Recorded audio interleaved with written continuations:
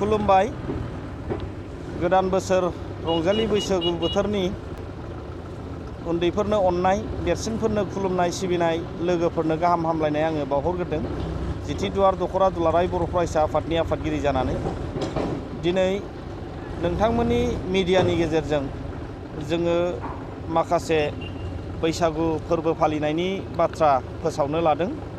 बे समाव आंजों बाहागो लानो हादों फैगौ 21 एप्रिल खालि बैसागनि 7 खालार ओइ दिनखालि जोङो सान्थिपुर बाजारनि हाथाइसालियाव जिथि दुवार दख'रा दुलाराय बर' फरायसा आफादनि खुंगा 5थि रंजालि बैसागु फोरबो फालिनाय बेखौ जोङो खुंनो नागिरदों लांदां बैसागु हाबाफारि लानानै। आरो बे हाबाफारिखौ खुंफुंनो होननानै दानानै होजानाय बानजाय आफादनि मानगोनां मासिगिरि बिथां रनेन बसुमतारी बिथां आंनि सेरावनो दङ।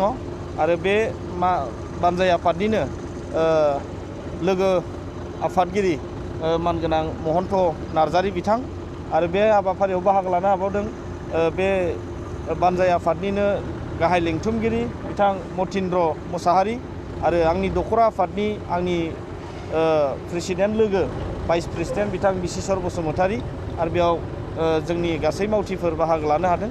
दा गिबियाव दिनै जोङो फोरमायनो सानदों जे फैगौ 21 एप्रिल खालि बा बैसाग दाननि 7 खालार खालि जोंहा जिथि दुवार दख'रा दुलाराय बर' फरायसा आफादा माहारिनि गिदिरथार फोरबो आंगो फोरबो रंजालि बैसागुखौ जोङो लांदां बैसागु हाबाफारिनि गेजेरजों जोंनि जिथि दुवार दख'रानि सिङाव थानाय मोसाखावरि हान्जाफोरखौ जोङो बैसागु मोसानाय बादायहोलायनाय हाबाफारि जोङो लादों। आरो बे हाबाफारियाव गासै बादायारि नोंथांमोनखौ बाहागो लाफैनो थाखाय जोङो दिनै नोंथांमोननि मिडियानि गेजेरजों जोङो हांख्राय हरदों। आरो जोंनि ओनसोलनि गासै रायजो राजा आइ आफा हारिमुखौ मोजां मोनग्रा बयखौबो जाहाथे बे हाबाफारियाव लैहोर फैनानै बाहागो लाफैयो आरो थुलुंगा होफैयो बिनि थाखाय गासै रायजो राजाफोरखौबो आङो हांख्राय हरदों बे हाबाफारियाव बाहागो लानो थाखाय। जोंहा फुंबिलिनि हाबाफारि हिसाबै आफादनि फिरफिला बिरहोनाय आरो बैसागु बोथोर फालिनायनि फिरफिला बिरहोनाय बे हाबाफारि थागोन।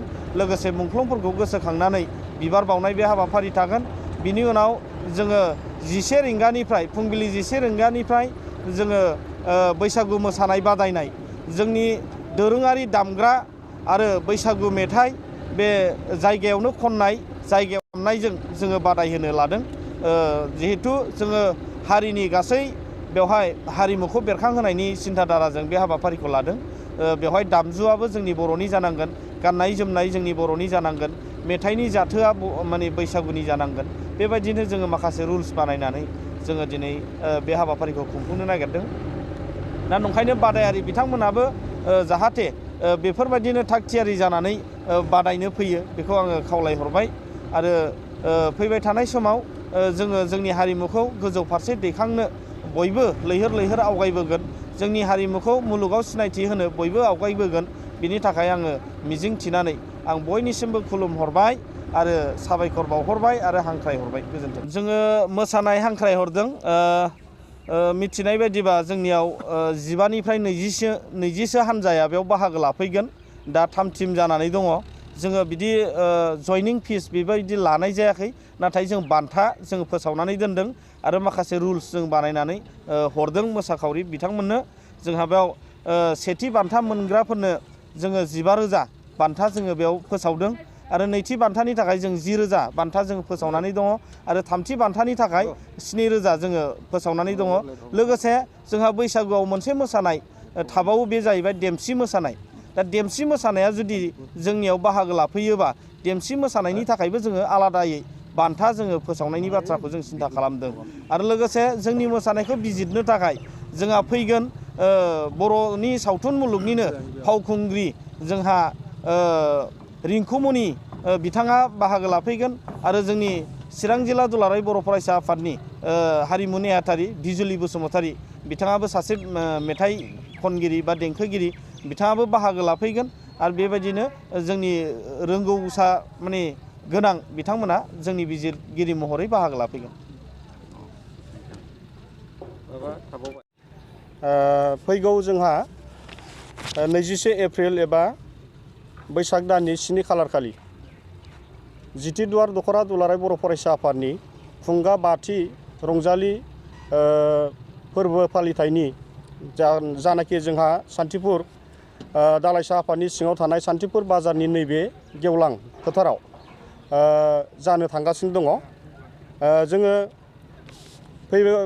गुबुन गुबुन बोसोरनि बायदि जोंहा टेन्डुवार आन्चलिक दख'रा आफादा बे हाबाफारिखौ खुंनायनि थाखाय आरो आङो गिबियावनो आंखौ बानजाय आफादनि मासिगिरि हिसाबै सायख'नानै लानायनि थाखाय आङो गिबियाव साबायखर जासिबाय। आंजों लोगोसे दङ जोंहा दख'रा आफादनि आफादगिरि आरो साफ्रोम मावथि सोद्रोमा लोगो नोंथांमोन आरो आंजों लोगोसे हेफाजाब होनाय मानगोनां कनभेनर बिथां दङ। आङो गिबियावनो साफ्रोमनिसिमबो रंजालि बैसागुनि एबा गोदान बोसोरनि गाहाम हामलायनायखौ जासिहरनाय जाबाय। जोङो फैगौ 11 थारिख एप्रिल बे खालाराव जानो गोनां जे 21 खालाराव जानो गोनां बे रंजालि फोरबोखौ खोब मानि गाजा गोमजायै खुंफुंनो थाखाय थागथियारि जानानै दङ। बिनि थाखायनो आङो बे ओनसोलनि जानानै साफ्रोम जोंनि बाहागो लागिरि आरो जोंनि ओनसोलनि मानगोनां मेलेमजिबि आरो फोरोंगिरि गावबुरा जोंहा मानगोनां बिथांमोन साफ्रोमखौबो आलासि हिसाबै लेंहरनाय जादों आरो बेजों लोगोसे जोंहा सेन्ट्रेल एबा मिरु दुलाराय बर' फरायसा आफादनि बुंथिगिरि बिथाङा आलासि महरै नुजाफैगोन आरो जिल्ला आफादनि जोंनि फरायसा आफादनि बिथांमोन दैदेनगिरि बिथांमोना नुजाफैगोन। खोब मानि मेहेरगोनां जागोन होननानै जोङो आसा खालामदों एबा मिजिं खालामदों।